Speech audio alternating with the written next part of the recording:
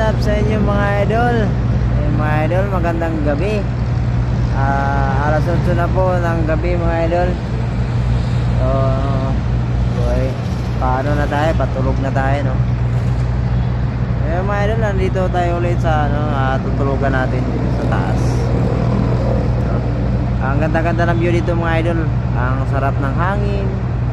Ang presko yung hangin na sasagap mo. Ang ganda pa ng ganda ng langit.